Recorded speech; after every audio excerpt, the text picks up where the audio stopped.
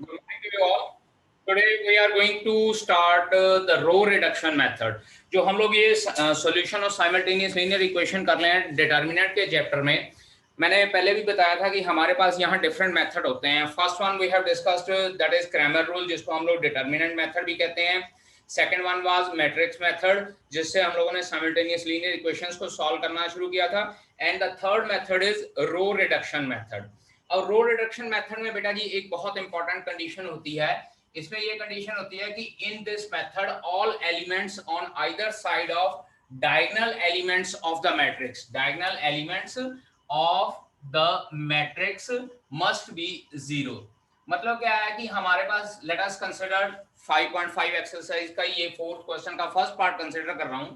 यहां से मैं कैपिटल ए मैट्रिक्स बनाता हूं, जैसे मैट्रिक्स मेथड में हम लोगों ने कोफिशिएंट्स की मैट्रिक्स बनाई थी 5 6 3 -7 -8 2 1 -1 एंड -6। इसके बाद कैपिटल एक्स मैट्रिक्स हम लोगों ने कंसिडर किया था एक्स वाई जेड को, और उसके बाद कैपिटल बी मैट्रिक्स कंसिडर की थी हम लोगों ने 11 15 and 7। Now as the name suggest row reduction method, मतलब क्या है कि हम लोगों ने जो ये रोज हैं इसकी मैट्रिक्स की, इनको रिड्यूस करना है। और इनको रिड्यूस करके हम लोगों ने क्या करना है, मैक्सिमम टर्म्स जो है डायगोनल एलिमेंट के एक साइड पे वो सारी की सारी जीरो शो करनी है। अब अगर हम लोग यहाँ पे देखें इस मैट्रिक्स में हमारे पास डायगोनल एलिमेंट कौन कौन से हैं, हमारे पास डायगोनल एलिमेंट ये हैं 5 -8 and -6, this is the diagonal element. तो रो रिडक्शन मेथड कहता है कि या तो डायगोनल एलिमेंट के नीचे के सारे एलिमेंट्स जीरो कर दो, या डायगोनल एलिमेंट्स के ऊपर के सारे एलिमेंट्स जीरो कर दीजिए। There is no hard and fast rule कि हम लोगों ने किसको करना है। ज्यादातर केसेस में हम लोग क्या है, नीचे वाले एलिमेंट्स को जीरो करते हैं।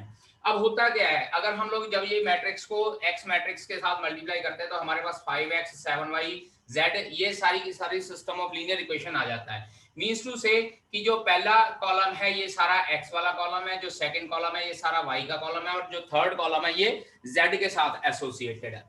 अब रो रिडक्शन मेथड में हम लोग किस तरह से करते हैं, जब रो रिडक्शन मेथड अप्लाई करते हैं बेटा हम लोग इस तरह से लिख लेते हैं 5 6 3 -7 -8 2 1 -1 एंड -6, और उसके बाद एक स्ट्रेट लाइन लगाकर हम लोग ये कांस्टेंट टर्म्स लिखते हैं 11 15 एंड 7। ठीक है जी। अब यहाँ पे देखिए मैंने यहाँ क्लोज नहीं की है मैट्रिक्स। अब रो रिडक्शन मैट्रिक्स मुझे क्या कहती है कि ये जो डायगोनल एलिमेंट है इसके नीचे के सारे एलिमेंट्स जीरो करने होते हैं। और बेटा जी सबसे बेस्ट तरीका होता है नीचे के सारे एलिमेंट्स को जीरो करने का कि हम लोग यहाँ पे एलिमिनेशन मेथड अप्लाई करते हैं, जैसे हम लोग 10th क्लास में करते थे जी। 2x + 3y = 7 है, and second one is 5x + 7y = 8। मान लीजिए मैं इसको x को रिमूव करना चाहता तो हम लोग क्या करते थे, इसको 5 से मल्टीप्लाई कर देते थे, इसको 2 से, so that these two will become equals to 10, और उसके बाद हम लोग सब्ट्रैक्ट कर देते थे। तो यही कंसेप्ट हम लोग यहाँ पे लगाएंगे। लेकिन अब यहाँ पे लगाने के लिए करना क्या है कि सबसे पहले मुझे जो ये 6 है इसको जीरो बनाना है, और इसी तरह से मुझे ये 3 को जीरो बनाना है। तो अब मैं क्या करने जा रहा हूँ, देखिएगा यहाँ पे मैं ऑपरेशन लगाने जा रहा हूँ, और जो ऑपरेशन मैं इस मैट्रिक्स पे लगाऊंगा वही ऑपरेशन मैंने यहाँ पे कांस्टेंट टर्म्स की मैट्रिक्स पे भी लगाना है। अब चेक कीजिए यहाँ पे मैं ऑपरेशन लगाने जा रहा हूँ, जैसे हम लोग डिटर्मिनेंट के चैप्टर में हम लोगों ने ऑपरेशन लगाए थे। R2 में करते हैं पुत्र जी 5 times R2 -6 time R1। Check कीजिए 5 टाइम, इसको 5 से मल्टीप्लाई कर दूंगा तो 30 हो जाएगा, इसी तरह से इसको 6 से मल्टीप्लाई कर दूंगा 30 हो जाएगा, और इसमें माइनस करके मेरे पास आंसर 0 आ जाएगा। सिमिलरली R3 रो में जो थर्ड रो है, थर्ड रो में मैं क्या करता हूँ 5 time R3 -3 times R1। Generally हम लोग क्या है कि फर्स्ट एलिमेंट के साथ ही इसको रिमूव करते हैं, 5 टाइम R3 -3 टाइम R1। और जब यहाँ पे मैं इसको सॉल्व करता हूँ, चेक कीजिएगा बेटा पहली रो में मैंने कुछ नहीं लगाया तो 5 -7 और 1 रह जाएगा। अब दूसरी रो, इसको 5 से मल्टीप्लाई किया था 30 हो गया, और इसको 6 से मल्टीप्लाई किया था 30 हो गया, माइनस करके यहाँ पे मेरे पास आंसर 0 रह गया था। Now multiply this 8 with 5, it will become -40, और इसको 6 से मल्टीप्लाई किया था प्लस का 40 माइनस का 42, और क्योंकि दोनों को माइनस करना है so it will become plus का 2। कैलकुलेशन बेटा जी यहाँ बहुत ध्यान रखने वाली बात है। अब इसके बाद इसको फिर से 5 से मल्टीप्लाई करके 6 टाइम ये माइनस किया तो बेटा मेरे पास यहाँ पे आ जाता है -11। अब ये बात हुई है हमारे पास R2 की। अब R3 की बात करते हैं। इसको 5 से मल्टीप्लाई किया 15, इसको 3 से मल्टीप्लाई करके इसमें से माइनस किया, आंसर आ जाता है 0। अब इसके बाद इसको 5 से मल्टीप्लाई करता हूं 10 और इसमें से 21, क्योंकि इसको 3 से मल्टीप्लाई करना है। 21 जब माइनस करना है तो ये माइनस होने की वजह से अल्टीमेटली प्लस हो जाएगा, तो 10 plus 21 will become 31 in this case. इसी तरह से इसको मैं 5 से मल्टीप्लाई करता हूं, इट इज -30 और 3 से मल्टीप्लाई करके इसमें से माइनस कर देता हूं तो ये इट बिकम्स -33। अब यहाँ बेटा देखिए, जो ऑपरेशन मैंने इस मैट्रिक्स पे लगाया वही ऑपरेशन अब मैं कांस्टेंट मैट्रिक्स पे लगाने जा रहा हूँ। कांस्टेंट मैट्रिक्स को कुछ नहीं किया, पहली रो को एज इट इज, दूसरी रो इसको 5 से मल्टीप्लाई करके 6 टाइम ये माइनस किया, ये आ जाता है 75 माइनस 66, तो मेरे पास यहाँ क्या बच जाता है 9। सिमिलरली अब 5 टाइम R3, 5 को इससे मल्टीप्लाई किया 35 और 3 टाइम ये माइनस कर दिया, तो मेरे पास 35 माइनस 33 विल बिकम 2। अब यहाँ पे देखिए दो एलिमेंट मेरे पास जीरो हो गए। अब लास्ट मेरे पास है कि मैंने इस एलिमेंट को जीरो करना है। अब बेटा एक बात याद रखिएगा, अगर यहाँ पे हम लोगों ने पहले कॉलम पे ऑपरेशन लगाया था ना, तो अब यहाँ पे पहले कॉलम पे ऑपरेशन नहीं लगाएंगे। ये 5 के साथ इसको कुछ नहीं करेंगे, क्योंकि अगर 5 के साथ करेंगे ये माइनस करने के लिए, तो ये दोनों भी यहाँ पे जो एलिमेंट जीरो बनाए हैं ये एलिमेंट जो है जीरो से फिर से हट जाएंगे। तो अब मैं यहाँ पे क्या करता हूँ, R3 में करता हूँ 2 time R3 minus 31 times R2। R3 और R2 में ही ऑपरेशन लगाने हैं, R1 के साथ कोई ऑपरेशन नहीं लगाना, अदरवाइज ये दोनों जीरो से फिर चेंज हो जाएंगे और यहाँ पे कुछ ना कुछ और वैल्यू आ जाएगी। नाउ सी हियर, पहली रो पे कोई एलिमेंट नहीं लगाया, कोई ऑपरेशन नहीं लगाया, एज इट इज, और इधर भी एज इट इज 11 लिख दिया। अब इसके बाद दूसरी रो पे भी कोई ऑपरेशन नहीं लगाया था, ये जीरो हो जाएगा और ये 2 हो जाएगा और ये -11। तीसरी रो एज इट इज जीरो रह जाएगा। अब देखिए इसको 2 से मल्टीप्लाई करता हूं तो ये आ जाता है 62, इसको 31 से मल्टीप्लाई किया 62 minus 62, answer comes out to be 0। अब R3 इसको 2 से मल्टीप्लाई किया तो ये मेरे पास आ जाता है 66, इसको 31 से मल्टीप्लाई करते हैं, 31 इंटू 11 हमारे पास आ जाता है 341। 341 इसमें से जब माइनस करते हैं तो अल्टीमेटली प्लस हो जाता है, तो 341 उसमें से रिमूव किया 66, माइनस कर देते हैं, हमारे पास आ जाता है 275। इसी तरह से इधर सेकंड रो में कुछ नहीं किया, एज इट इज 9। अब इसको 2 से मल्टीप्लाई किया 4 माइनस 31 टाइम्स R2। 31 9 जा बेटा जी कितना होता है हमारे पास, 31 9 जा it will come out to be 279। 4 279 minus कर दिया तो ये हमारे पास आता है -275। सो दिस, इस तरह से हम लोगों ने रिडक्शन करनी है। यहां देख लीजिए ये डायगोनल एलिमेंट है, डायगोनल एलिमेंट के नीचे के तीनों एलिमेंट्स जीरो हो गए। अब बेटा क्योंकि जो ये एक्स वाई जेड है, मैंने आपको पहले भी बोला था कि जो पहला कॉलम है वो एक्स को बिलोंग करता है, दूसरा कॉलम वाई को बिलोंग करता है और तीसरा कॉलम जेड को बिलोंग करता है, तो हमारे पास ये रिजल्टिंग इक्वेशन क्या बनती है, इट एम्प्लाइज, रिजल्टिंग इक्वेशन बनती है 5x minus 7y plus z is equals to 11। मतलब क्या है कि पहली इक्वेशन हमारे पास एज इट इज रह गई। अब दूसरी इक्वेशन ये देखिए, x वाली टर्म का क्वेश्चन जीरो हो गया और ये बच गया हमारे पास 2y minus 11z is equals to 9। दूसरी इक्वेशन जो है x वाली टर्म रिड्यूस होके हमारे पास सिर्फ दो वेरिएबल में रह गई है और तीसरी हमारे पास सिर्फ z वाली टर्म रह गई थी, 275z इज इक्वल्स टू -275। अब यहां से हम लोग z को रिमूव करके z की वैल्यू निकाल लेते हैं, z की वैल्यू हमारे पास आ जाती है -1 और ये z की वैल्यू जब हम लोग सेकंड इक्वेशन में पुट करते हैं 2y प्लस 11 उधर जाके प्लस माइनस का हो जाएगा और यहां से हमारे पास y की वैल्यू भी कितनी आ जाती है -1। चेक कीजिए, z की वैल्यू -1 आ गई है, y की वैल्यू भी हमारे पास -1 आ गई है। अब इसी तरह से ये z और y की वैल्यू हम लोग पहली इक्वेशन में पुट करते हैं, ये आ जाता है -1 और ये आ जाता है +7, 7 और -1 6, उधर जाके माइनस होके हमारे पास x की वैल्यू क्या रह जाती है 1।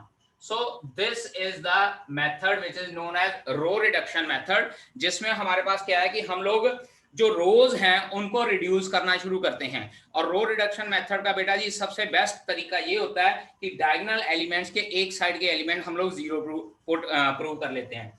अगर हम लोग नीचे के एलिमेंट जीरो प्रूव करते हैं तो सबसे पहले z की वैल्यू आ जाती है, अगर हम लोग ऊपर के एलिमेंट्स जीरो बनाने शुरू करेंगे तो सबसे पहले हमारे पास x की वैल्यू आएगी। तो कोई हार्ड एंड फास्ट रूल नहीं है कि हम लोगों ने किस मेथड से करना है, it is our own choice whether कि हम लोग डायगोनल एलिमेंट के ऊपर के एलिमेंट्स को जीरो प्रूव करना चाहते हैं या नीचे के एलिमेंट्स को जीरो प्रूव करना चाहते हैं। हमारे पास जो एंड में इक्वेशंस है वो रिड्यूस हो जाती हैं। पहली इक्वेशन में तीनों वेरिएबल होते हैं, दूसरी इक्वेशन में दो वेरिएबल और तीसरी इक्वेशन में वन वेरिएबल हो जाता है, जहां से हम लोग वो वैल्यूज फाइंड आउट करके इन साइमल्टेनियस इक्वेशंस को सॉल्व कर सकते हैं। ठीक है बेटा। Next question, first part, the equations are 2x minus 3y is equals to 1. Second equation is x plus 3z is equals to 11. And third equation is x plus 2y plus z is equals to 7. अब बेटा जी यहाँ पे already हमारे पास x और z की form में दो equations हैं, लेकिन यहाँ पे x और y की फॉर्म में है, यहाँ x और z की फॉर्म में है। हम लोग किसी भी मेथड से सॉल्व कर सकते हैं, बट स्पेशली अगर पेपर में मेंशन्ड होगा that we have to solve this using row reduction method, तो फिर हम लोगों को यही मेथड अप्लाई करना पड़ेगा। So let us start by comparing it with capital A matrix. क्या हो जाएगी 2 minus 3 and 0। चेक कीजिए बेटा, पहली इक्वेशन में z वाली कोई टर्म नहीं है, उसके बाद सेकंड में हमारे पास आ जाएगा 1 0 and 3। चेक कर लीजिए फिर से, हमारे पास सेकंड लाइन में y वाली टर्म नहीं है, और थर्ड हमारे पास है 1 2 and 1 1 2 and 1 and x matrix हमारे पास क्या हो जाएगा x y z, so that जब हम लोग a और x को मल्टीप्लाई करेंगे तो हमारे पास यही तीन इक्वेशन बनेगी। And b matrix is constants matrix, 1 11 and 7 की मैट्रिक्स हमारे पास आ जाती है। Now applying row reduction method,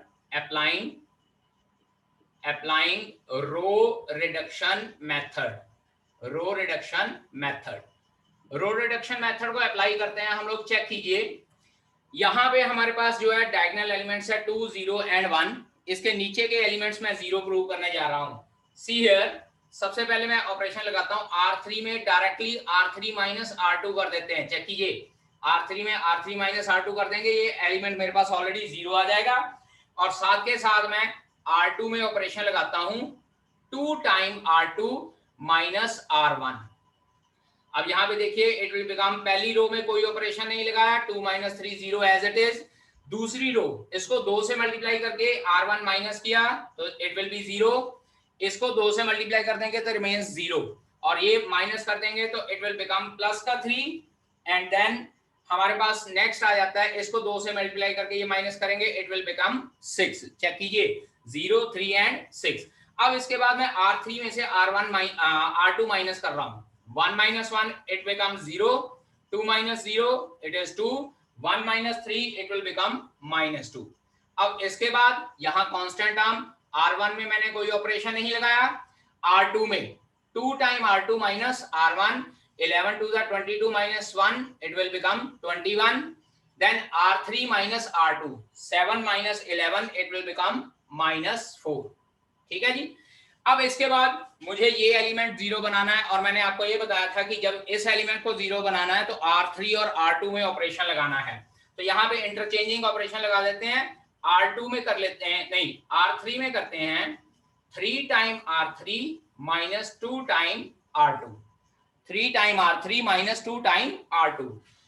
now see here, पहली रो में कोई ऑपरेशन नहीं, एज इट इज 2 माइनस 3 0, दूसरी रो में भी कोई ऑपरेशन नहीं, एज इट इज लिख देते हैं 0 3 एंड 6, और थर्ड रो में ये 0 एज इट इज रह जाएगा, इसको 3 से मल्टीप्लाई करके माइनस 2 टाइम दिस, 2 3 जा 6, 3 2 जा 6, जब माइनस किया it will become 0। After this इसको 3 से मल्टीप्लाई करते हैं, बेटा हमारे पास आता है माइनस का 6, और इसको 2 से मल्टीप्लाई करते हैं 12, माइनस 6 में से जब माइनस 12 माइनस किया it will become minus 18, and here it is 121। अब third row multiply it with 3, minus का 12, इसको 2 से मल्टीप्लाई करते हैं 42, minus 12 minus 42 it will become minus 54। और again first column represent x, second column represent y, third column represent z। तो अब इसके बाद हमारे पास reduced equation, therefore reduced equations are हमारे पास रिड्यूस्ड इक्वेशन क्या रह जाती है बेटा जी, चेक कीजिए 2x minus 3y is equals to 11, क्योंकि z वाली टर्म नहीं थी। अब दूसरी बार 3y plus 6z is equals to 21, और लास्ट हमारे पास minus 18z is equals to minus 54, क्योंकि x वाली टर्म नहीं है, y वाली टर्म नहीं है। यहां से सॉल्व करते हैं बेटा जी, z की वैल्यू हमारे पास आ जाती है 3, और यहाँ पे अगर हम लोग z की वैल्यू 3 पुट करते हैं, 18 उधर जाके माइनस हो जाएगा, 3 रह जाएगा, तो y की वैल्यू हमारे पास कितनी आ जाती है 1। इसके बाद y की वैल्यू 1 यहाँ पे पुट कर देते हैं, 3 11 उधर जाके ऐड हो जाएगा 14, तो x की वैल्यू हमारे पास कितनी आ जाती है 7। तो इसका मतलब क्या है, the solution for these equation is, बेटा 11 नहीं, यहाँ 1 है, करेक्शन कीजिएगा, हियर इट इज 1, 3 इसमें 1 पुट करते हैं, उधर जाके 4, सो x की वैल्यू हमारे पास 2 रह जाती है। मेक करेक्शन बेटा, यहाँ पे 1 लिखा हुआ है, so therefore x is equals to 2, y is equals to 1 and z is equals to 3 is the required solution of these system of linear equations using row reduction method। ठीक है बेटा, I'm going to start this Leontief's input output model। ये हमारे पास दो तरह से होते हैं, first one is open model and second one is closed model. Open model and second one is closed model. अब होता क्या है ओपन मॉडल में, ओपन मॉडल में क्या होता है कि जो इंडस्ट्री है वो जो भी प्रोडक्शन करती है, ओपन मॉडल में जो इंडस्ट्री की प्रोडक्शन है वो क्या होता है, used by industry itself, used by industry itself. मतलब क्या है कि सबसे पहले जो इलेक्ट्रिकल इंडस्ट्री इलेक्ट्रिसिटी प्रोड्यूस कर रही है, नेचुरल सी बात है, उसको भी तो मशीन वगैरह चलाने के लिए इलेक्ट्रिसिटी की जरूरत है, तो इंडस्ट्री जो इलेक्ट्रिसिटी प्रोड्यूस कर रही है वो यूज्ड बाय इटसेल्फ है। उसके बाद सेकंड हमारे पास क्या होता है कि ये जो है it provide to other industry also, दूसरी इंडस्ट्री को भी प्रोवाइड करती है। Third one provides to government as well as private sector, government और प्राइवेट सेक्टर को भी ये इलेक्ट्रिसिटी प्रोवाइड करती है। जैसे दिल्ली में है प्राइवेट सेक्टर, मतलब क्या है कि लोगों को भी इलेक्ट्रिसिटी की सप्लाई की जाती है, एज वेल एज गवर्नमेंट को भी इलेक्ट्रिसिटी की सप्लाई की जाती है। ठीक है, और लास्ट वन है हमारे पास, इसी को वैसे दो कंसिडर कर लेते हैं कि गवर्नमेंट को और प्राइवेट सेक्टर को सप्लाई की जा सकती है। ठीक है, और उसके बाद हमारे पास इसकी टोटल आउटपुट क्या आती है, टोटल आउटपुट होती है इसकी जो इसने खुद यूज की है नंबर 1, और जो इसने दूसरी इंडस्ट्री को प्रोवाइड किया है नंबर 2, और जो थर्ड है गवर्नमेंट सेक्टर और प्राइवेट सेक्टर को जो सप्लाई करती है, इन तीनों के एडिशन के बराबर इसकी टोटल आउटपुट होती है। लेकिन जो क्लोज मॉडल होता है पुत्र जी, क्लोज मॉडल में क्या होता है कि production will be used by itself. मतलब क्या है कि जो इसने प्रोडक्शन की है वो इसी की अपनी इंडस्ट्री में यूज हो रही है, ना तो ये दूसरी इंडस्ट्री को सप्लाई करती है, ना गवर्नमेंट सेक्टर को, ना ही कहीं प्राइवेट सेक्टर को सप्लाई करती है। जो प्रोडक्शन हो रहा है वो प्रोडक्शन वो अपनी ही इंडस्ट्रीज में यूज कर रही है। So these are the two models which are using Leontief's input and output model. But इसमें से भी हम लोग जो है सिर्फ ये ओपन मॉडल हम लोग डिस्कस करेंगे, क्योंकि ये जो है ओपन मॉडल ये हमारे सिलेबस में है, क्लोज मॉडल हमारे सिलेबस में नहीं है। ठीक है जी, एक टेबल इसमें बनाया जाता है इस तरह से, here it is output and input. और जनरली हम लोग जो है ओपन मॉडल में दो इंडस्ट्रीज कंसीडर करते हैं। Late us consider this is industry I1 and this is industry I2। Similarly input में भी इंडस्ट्री I1 हम लोग यूज करते हैं और I2 इंडस्ट्री यूज करते हैं। मैंने ये कहा था इनपुट और आउटपुट का मतलब है, इनपुट का मतलब है जो इंडस्ट्री अपने आप यूज कर रही है, और आउटपुट जो है वो दूसरे को सप्लाई कर रही है। नाउ लेट अस कंसीडर कि इंडस्ट्री I1 जो है अपने आप के लिए X11 यूज कर रही है, और जो इंडस्ट्री I2 है वो अपने आप के लिए X12 एलिमेंट यूज कर रही है। सिमिलरली I2 इंडस्ट्री जो है, I1 इंडस्ट्री जो I2 को सप्लाई कर रही है दैट इज X12, और जो I2 industry further output use कर रही है that is X22। Means to से I1 इंडस्ट्री अपने लिए X11 एलिमेंट यूज कर रही है, लेकिन I2 को X12 दे रही है, और जो I2 इंडस्ट्री है I1 इंडस्ट्री के लिए X12 एलिमेंट भेज रही है और अपने लिए X22 एलिमेंट यूज कर रही है। इसके बाद हमारे पास आ जाता है फाइनल डिमांड। फाइनल डिमांड मतलब क्या होता है कि इन दोनों इंडस्ट्री को यूज करने के बाद जो हमारे पास बचता है वो गवर्नमेंट सेक्टर और प्राइवेट सेक्टर को सप्लाई किया जाता है। And let us consider this is given by C1 and C2। I am just using the abbreviations which are used in your book only. और उसके बाद हमारे पास आ जाता है बेटा जी टोटल आउटपुट। टोटल आउटपुट, और ये टोटल आउटपुट जो है आपकी बुक में इसको कंसिडर किया गया है X1 और X2 के साथ। टोटल आउटपुट जो है X1 और X2 के साथ किया हुआ। और एक बार याद रखिएगा टोटल आउटपुट हमेशा इस साइड पे जाएगा, राइट साइड पे, नीचे की तरफ टोटल आउटपुट नहीं आएगा। और अगर इस साइड पे टोटल आउटपुट जा रहा है तो आई कैन से दैट कि X11 plus X12 plus C1 will be equals to X1 जो टोटल आउटपुट है। Similarly X12 plus X22 plus C2, ये हमारे पास टोटल आउटपुट जो है C2 की तरफ जा रहा है। तो हम लोग इसको इस तरह से कंसीडर कर सकते हैं कि this plus this will become equals to this one. Similarly, this plus this will become equals to this one. तो ये हमारे पास एक छोटा सा टेबल होता है जिसको हम लोग यूज करके क्या है कि इनपुट और आउटपुट को समझ सकते हैं। अब इतना करने के बाद बेटा जी हमारा मेन काम होता है कि हम लोगों ने एक टेक्नोलॉजिकल मैट्रिक्स डेवलप करनी होती है। Now we have to develop a technological matrix. Now we have to develop a technology matrix। Technology matrix जो है वो डेवलप करनी होती है। और बेटा जी एक बात याद रखना, जो ये टेक्नोलॉजी मैट्रिक्स है ये 1 यूनिट के ऊपर डिपेंड करती है।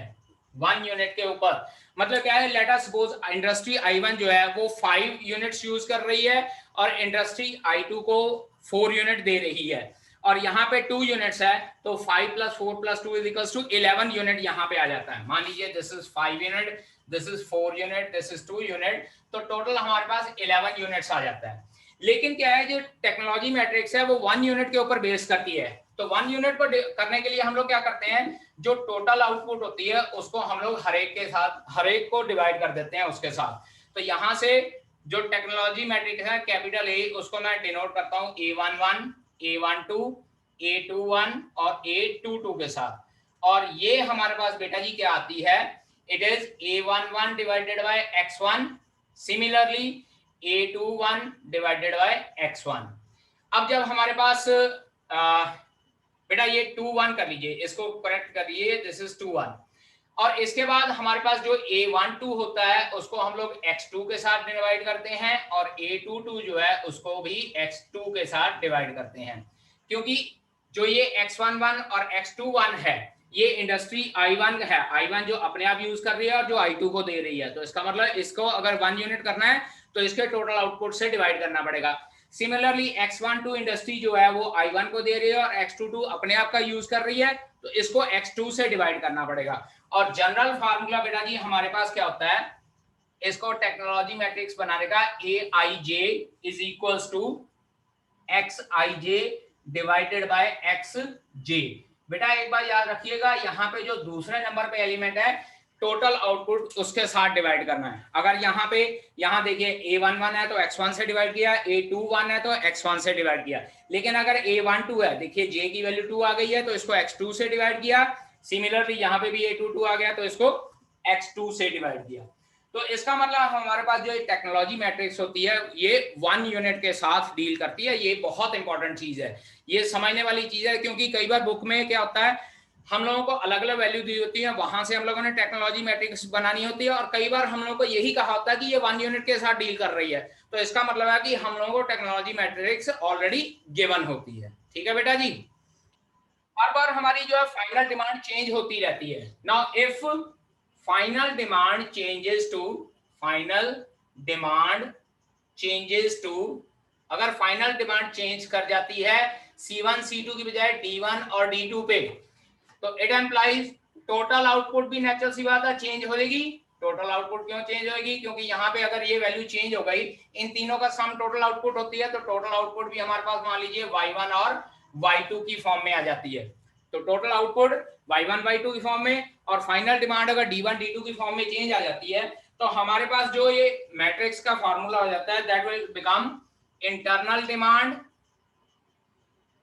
डिमांड प्लस फाइनल डिमांड और ये बेटा जी हो जाती है टोटल आउटपुट के बराबर, टोटल आउटपुट के बराबर। ठीक है जी। और जो ये d1 d2 है बेटा इसको हम लोग जनरली कैपिटल D के साथ डिनोट करते हैं और ये y1 y2 जो ये मैट्रिक्स है इसको हम लोग जनरली कैपिटल X के साथ डिनोट करते हैं।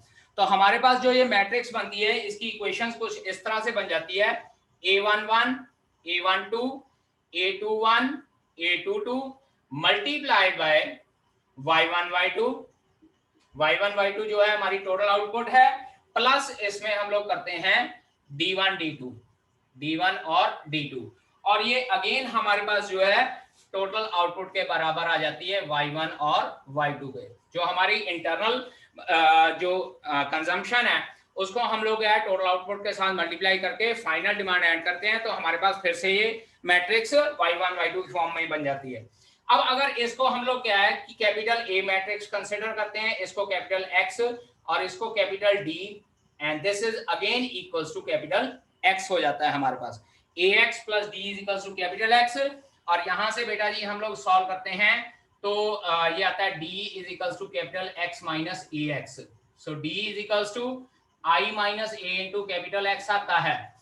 चेक कीजिए x को आइडेंटिटी मैट्रिक्स के साथ मल्टीप्लाई कर रहे हैं तो यहां से कैपिटल X की वैल्यू अगर निकालनी है तो बेटा pre multiply by I minus a inverse करते हैं हम लोग तो I minus a inverse into d is equals to I minus a inverse into I minus a into capital X और ये I minus a inverse और I minus a cancel out होके बेटा हमारे पास अल्टीमेटली जो फार्मूला बचता है लियोंटेस मैट्रिक्स का that is I minus a whole inverse into d means to say कि आपने जो टेक्नोलॉजी मैट्रिक्स है उसको आइडेंटिटी मैट्रिक्स में से माइनस करना है और उसका इनवर्स फाइंड आउट करके d के साथ मल्टीप्लाई कर देना है और d हमारे पास क्या था बेटा जी d1 d2 जो फाइनल डिमांड हमारे पास आ गई है क्योंकि फाइनल डिमांड की वैल्यू गिवन होती है कि इतनी हमारी डिमांड है और इसमें ये वैल्यूज पुट करने के बाद हम लोग टोटल आउटपुट निकाल लेते हैं जो इस बार y1 y2 की फॉर्म में है।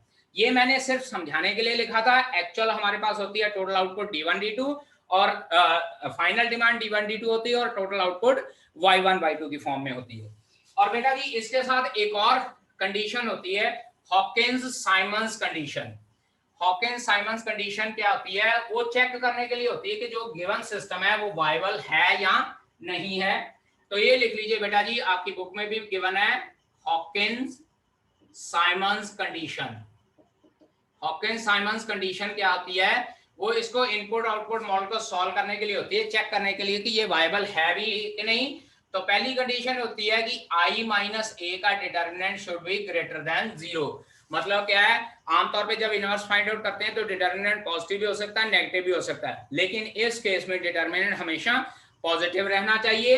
And secondly all the diagonal elements of